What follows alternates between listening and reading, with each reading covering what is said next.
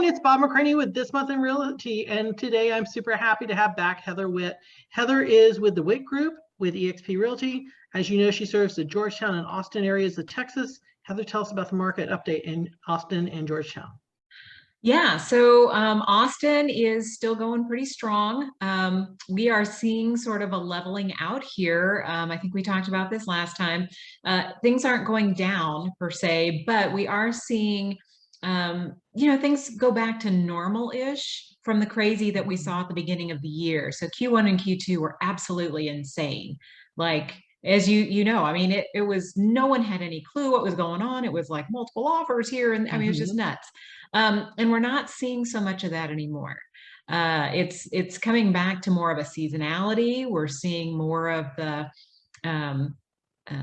stabilization. We still see multiple offers, just not as many.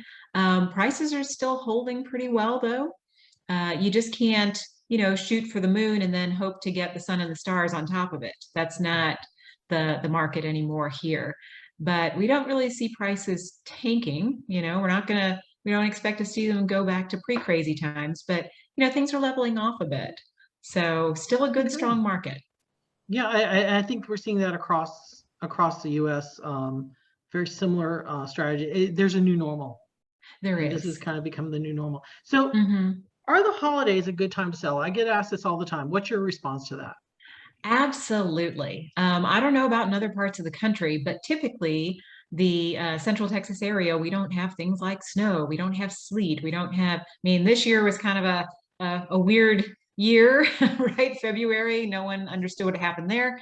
But that's not normal. That's not what we normally see. So normally, as you know, we have pretty temperate winters. And so, people are still out looking for homes. We still have people moving here. And because of our more moderate temperatures here, we tend to see people, if they don't sell in the summer months and they have kiddos, they'll move during the winter break for school.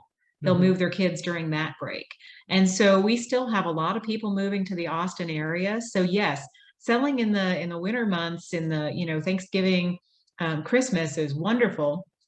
Another reason is people are happy that time of year. They're in a good mood and they've already got their checkbooks out. They're buying Christmas gifts, right? So they're already spending money. People are getting their Christmas bonuses. So, people are in that spending mood. And when does someone's home look nicer than when it's all decked out for the holidays, right? You've got the lovely scented candles going that reminds you of, your youth and all, fun stuff with the family. And so, yeah, I love selling during the winter months. I think it's a great time to sell. There tends to be, compared to, let's say, summer, right? Less inventory. So the people who are out looking are pretty serious. People don't take their Christmas vacation to go and look at homes unless they're ready to buy. One thing, yes, everything you just said, absolutely yes. One thing I tell people, you're like, yes, all of it. all that, wrap it in a bow, put it under the tree. Yeah. People go home at Christmas and they see mom and dad aren't doing so well. Yeah. And they want to move back and take care of them. Or they go home at Christmas and they remember what it was like to grow up here and they want their kids to have the same experience and they move. Yeah. People go home at Christmas and Thanksgiving. And while they're home, why don't we look at a house or two?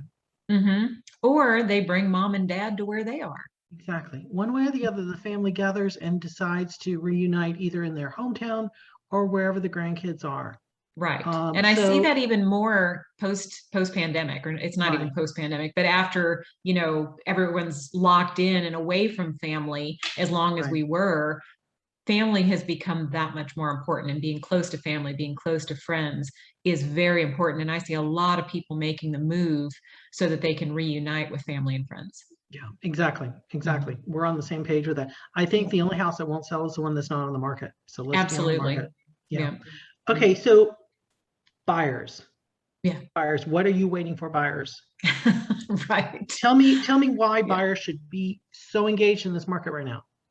Okay, so many reasons. I think a lot of buyers, of course, when the crazy was happening, just got fed up, or they got priced out of the market, or they just got, so tired of seeing that great home, and then it went in multiple offers, with 80 different offers, and they just were like, oh my gosh, I'm never going to find a house. And so a lot of people kind of gave up. Now that things are calming down a bit, prices are still up there and we don't see them going way back down again. So you might need to rethink the areas that you're looking for, or redefine what's an absolute must-have versus a nice-to-have in your home search. But we are seeing more inventory hit the market. I think this spring will be pretty telling as far as what's going to happen this next year. Is it going to be more of a normal market, or is it going to be crazy? Because things like the forbearance, there's more homes that were on forbearance, that time frame is coming up. So right now, the thing that I think buyers need to be very conscious of is the fact that the 30-year fixed mortgage is going up. Those rates are increasing. Just a few months ago, I had people getting rates in the 2.5% to 2.7%. Right now, it's 3.25%. Yeah. So that changes your monthly payment considerably. So I've heard some buyers that are like, oh, I'm going to wait till prices come down a bit and then I'll get back in there. Well, you've got to weigh interest rate. That interest rate sticks with your loan for its entirety for 30 years. Yeah. So you have to consider, how much more am I paying in interest every month by waiting for a small price adjustment? Yeah, exactly. Right? You could be paying several $100s more every single month, and over 5 to 10 years, that savings that you're waiting for on a home, gone, kapoof, right? And so you've really got to look at the pros and cons of waiting. So buyers, I would say, get out there and get out there now, or at least have a conversation about it. See what that looks like, what that difference looks like, and what you could be saving right now if you jumped in versus waiting until the interest rates go up to 3.8 or 4%. Exactly. Yeah. Exactly. So everybody in the audience, you just got 2 big Christmas gifts right now from Heather. Those are both very important things. Okay, Heather, how would somebody contact you if they want to learn more?